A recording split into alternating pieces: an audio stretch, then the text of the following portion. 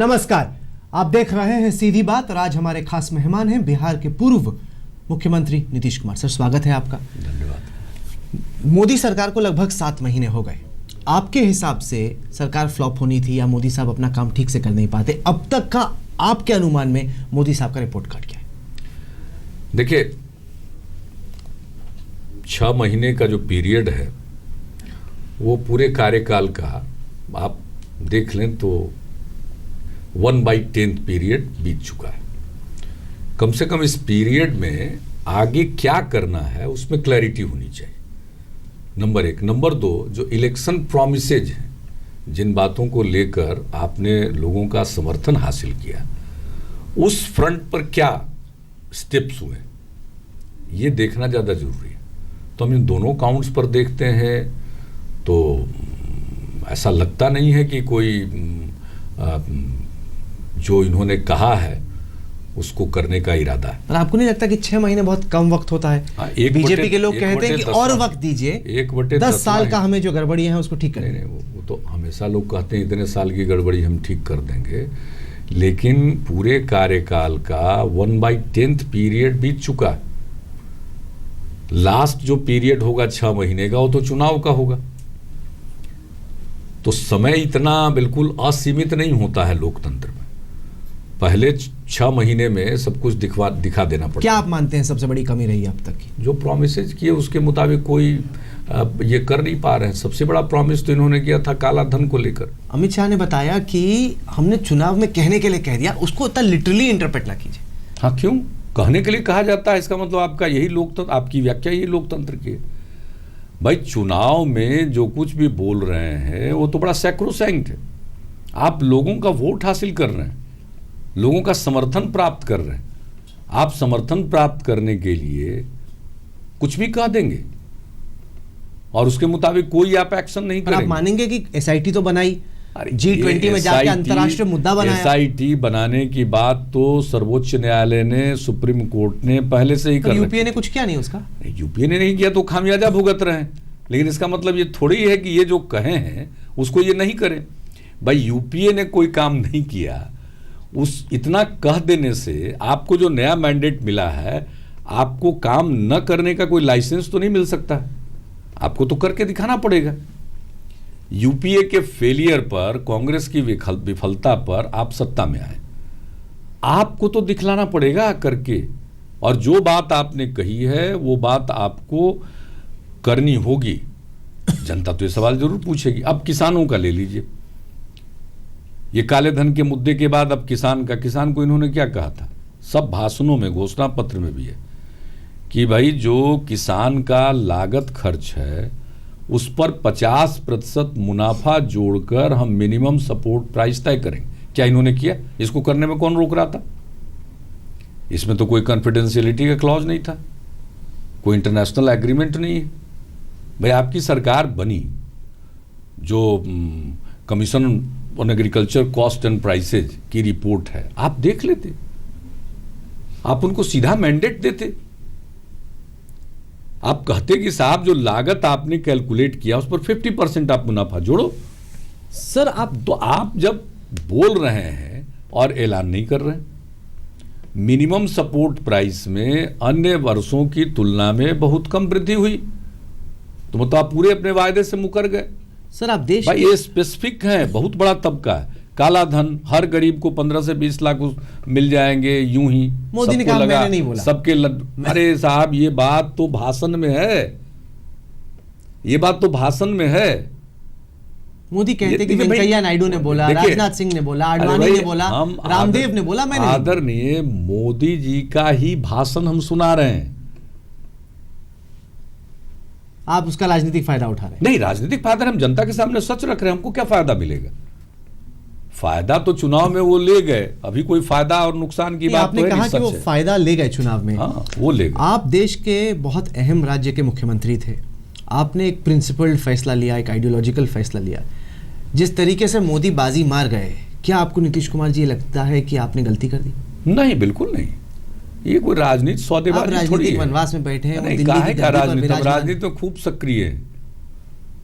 हम पूरी सक्रियता के साथ राजनीति में है। पद पर रहना ही राजनीति का उद्देश्य नहीं होना चाहिए, वही हमारा लक्ष्य नहीं है। आप कहते हैं कि आपने आइडियोलॉजी पर फैसला लिया, बिल्कुल। फिर आपने लालू यादव को गले लगा लिया। तो लालू यादव जैसे आइडियोलॉजिकल कोई डिफरेंस थोड़ी है। किस तरह की आपने बातें कही थी उनके सरकार को लेके, उनके प्रशासन को लेके? वो तो व्यवहार पर था ना, वो तो काम पर था। सर जंगल राज कहा करते थे आप? नहीं, हम जंगल राज कभी नहीं बोलते थे, हम उससे आगे बढ़ के आतंक राज बोलते थे। तो अब आतंक जो आदमी आतंक राज चलाता था खत्म हो गया ना, उसके साथ आप मिल के चलाना चाहते हैं? खत्म हो गया ना, दोबारा तो वैसे ही नहीं आ सकता। क्यों? हम इसकी गारंटी देते हैं आपको। अरे आप तो है ही नहीं, आप तो जितेंद्र राम मांझी को छोड़ के आप बैठेंगे। क्या हुआ? हम तो आगे मैंडेट की बात आपको बता रहे हैं ना। अभी तो जो भी सरकार है, तो इस समय भी कोई लालू जी का या उनकी पार्टी का किसी प्रकार का दबाव है क्या? कोई दबाव नहीं देते, वो काम कर रहे हैं अपने ढंग से, अपनी क्षमता के अनुरूप काम कर रहे हैं। वो तो डिजास्टर चीफ मिनिस्टर है सर। वो तो एक के बाद एक अगर मैं विवाद गिराने लग जाऊं उनके, वो विषय है ही नहीं। क्यों नहीं है सर? अरे आपने उनको बनाया, बिहार की जनता सोच रही है आप थोप गए उनके सर के ऊपर इनको। नहीं, हम क्यों थोप गए हैं?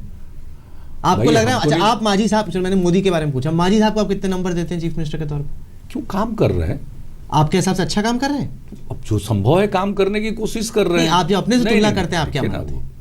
वो बात ही अलग है। क्यों नहीं? आपके इश्यूज लार्जर हैं, आपके इश्यूज लार्जर हैं। आपकी जिम्मेदारी थी बिहार की जनता के प्रति। जब से आप गए हैं तब से बिजली की स्थिति, सड़क की स्थिति, एक के बाद एक करप्शन की स्थिति। तो अब 3000 मेगावाट का सप्लाई हो रहा है वहाँ। नीतीश कुमार के काम से खुश हैं कि अभी मांझी के काम से खुश हैं? नहीं, ये कोई कॉन्ट्रडिक्शन है? सर है तो सही, आप ही ने तो बनाया इनको सीएम। नहीं, वो ठीक है, पार्टी ने बनाया, सरकार चल रही है, नीतीश जी, किसी भी प्रकार का दबाव। मेरा सवाल, सीधी बात हो रही है, क्या आपके हिसाब सीधी हो रही है तो हमको भी जिस तरीके से नीतीश कुमार सरकार चला रहे थे, क्या जितेंद्र राम मांझी उसी तरीके से चला पा रहे हैं कि नहीं? सीधा मेरी आंख में देखिए, बताइए। देखिए, हम आपकी आंख में देखने में क्या प्रॉब्लम? तो बोलिए ना, बोल ही नहीं रहे, ये प्रश्न ही नहीं है। क्यों नहीं? नहीं, आप जवाब दीजिए। इसका क्या प्रश्न है? आप लार्जर प्लेन पर बात कर रहे हैं, आपने इशू छेड़ा जो भारतीय जनता पार्टी की राजनीति है।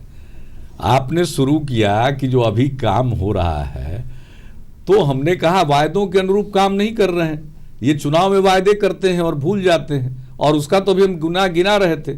अभी तीसरा चीज है, बिहार में घूम घूम करके इन्होंने कहा था कि बिहार को विशेष राज्य का दर्जा ही नहीं देंगे, विशेष सहायता देंगे, विशेष ध्यान देंगे। ये सब क्या हुआ? तो चुनाव में जो कहा जाए उसको लागू किया जाना चाहिए। हम इस राजनीति को मानने वाले हैं, क्योंकि आप भी जान रहे हैं कि आपने जिसको मुख्यमंत्री बनाया वो काम कर नहीं पा रहा है। साहब, हमने मुख्यमंत्री पद के दायित्व को छोड़ दिया, और प्रश्न स्पष्ट था कि मेरे नेतृत्व में चुनाव अभियान का संचालन हो रहा था।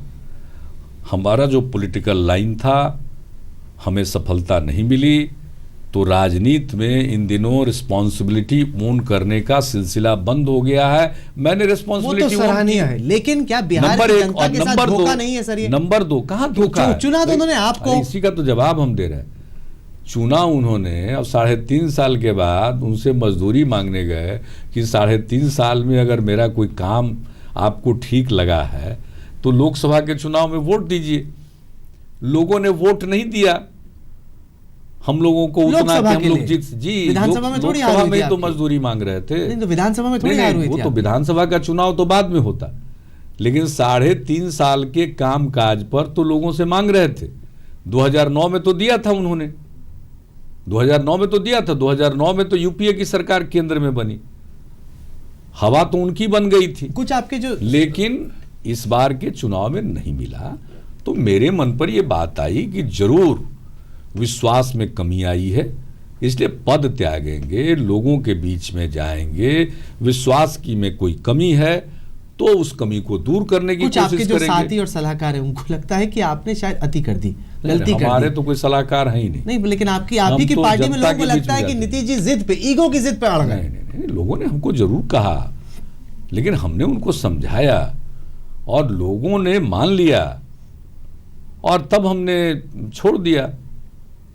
और जिस दिन से छोड़ दिया उस दिन से उधर हमने झांकना बंद कर दिया। ये जान लीजिए, दिख रहा है सर, वो तो हमने झांकना बंद कर दिया, क्योंकि ये काम नहीं होता। गवर्नेंस का एक ऐसा काम होता है कि आप को करने का अवसर हो आप कीजिए, आप दूसरा कोई तरीका नहीं होता गवर्नेंस में।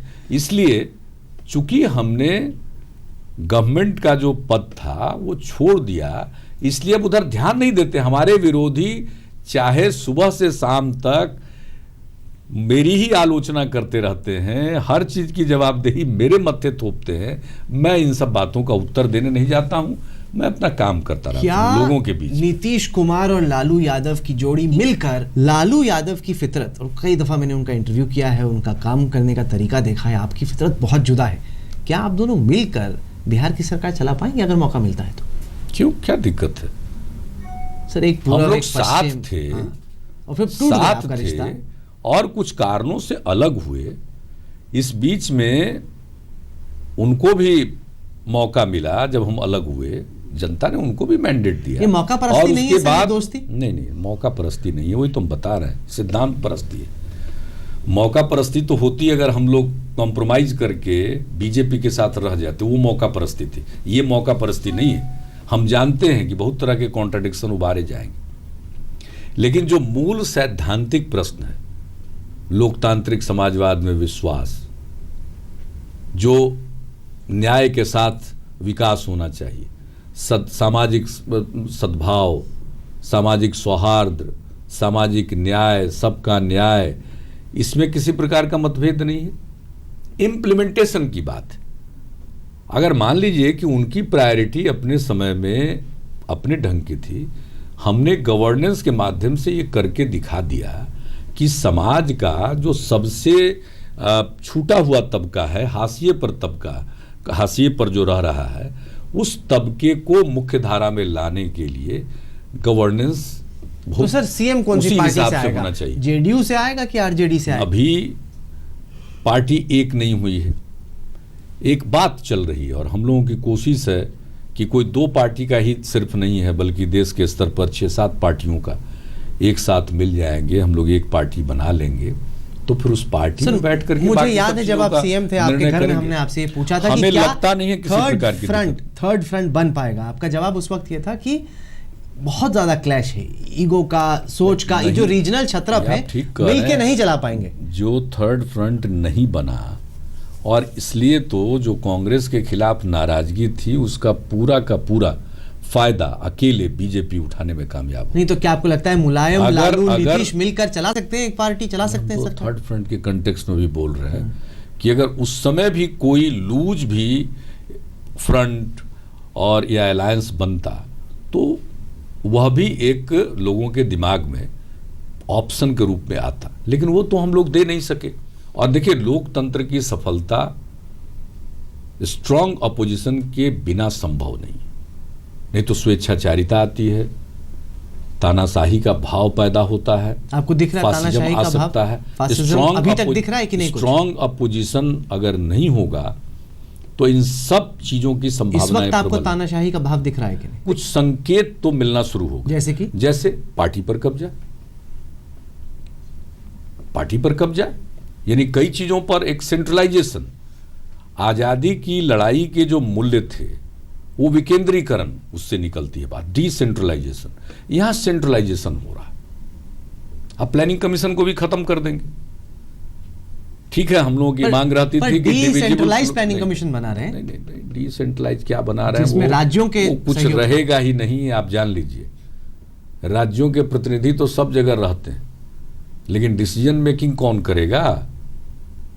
ये सब कहने वाली बातें होती है, वो बातें यूं ही कहने की। लेकिन अगर स्ट्रांग अपोजिशन नहीं हुआ, तो जो जिसकी संभावना है उसको इनकार नहीं किया जा सकता है कि ये बिल्कुल उसके तानाशाही के बीज साफ दिख रहे हैं। अगर प्रधानमंत्री मोदी से नीतीश कुमार की मुलाकात हो जाए तो क्या कहेंगे आप?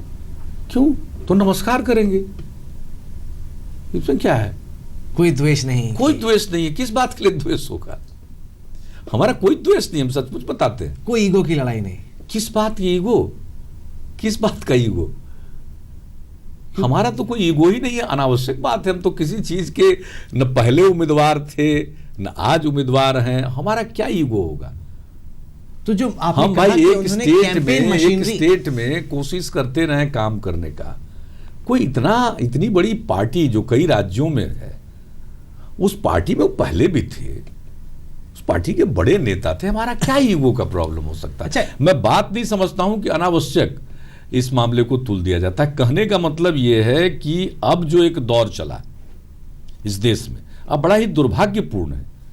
भाई कोई आदमी अपने विचारधारा के आधार पर कोई बात कहता है तो मजाक उड़ाया जाता है। आपने कहा कि मोदी ने प्रचार के आधार पर बड़ा अच्छा कैंपेन चलाया जिसमें तकनीक भी थी। आपने उनका कैंपेन देख के क्या कोई सबक लिया जो आप बिहार में इंप्लीमेंट करना चाहेंगे? नहीं, हम सबक तो नहीं ले सकते हैं। क्यों? क्योंकि सबक लेने के लिए भी कुछ हैसियत चाहिए ना, धन दौलत चाहिए, तो सबक लेके क्या करें? अब आप मानेंगे कि मोदी जी ने दिखाया कि ट्विटर, फेसबुक, सोशल मीडिया काफी इंपॉर्टेंट है चुनाव? सोशल मीडिया तो आज के और खास करके यंग पॉपुलेशन के बीच में, यंगर जनरेशन के बीच में तो काफी लोग। तो आप क्यों नहीं चढ़े? आप तो ज्यादा तकनीक समझते हैं। ठीक है, तकनीक ज्यादा आप समझने आगे से देख क्या सकते होता हैं, तो आप क्यों नहीं आए फिर इस सब पे?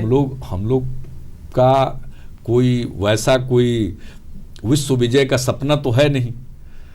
हम लोगों को काम करने का मौका मिला, उतना भर काम कर दिया। तो हम लोग तो कोई उतना बड़ा सपना पाल के चलते नहीं। सपना पालना अच्छा है कि खराब है?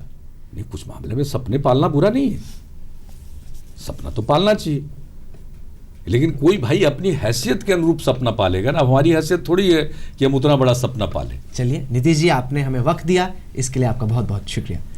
तो ये थी नीतीश कुमार से आज की सीधी बात। ये कार्यक्रम आपको कैसा लगा? आप अपनी राय हमें ईमेल के जरिए भेज सकते हैं। हमारा ईमेल का पता है sb@aajtak.com। साथ के साथ इस कार्यक्रम को आप हमारी वेबसाइट पर देख सकते हैं जिसका पता है www.aajtak.in/सीधी बात। तो अगले सप्ताह एक बार फिर से मुलाकात होगी। तब तक के लिए देश और दुनिया की बाकी खबरों के लिए आप देखते रहिए आज तक।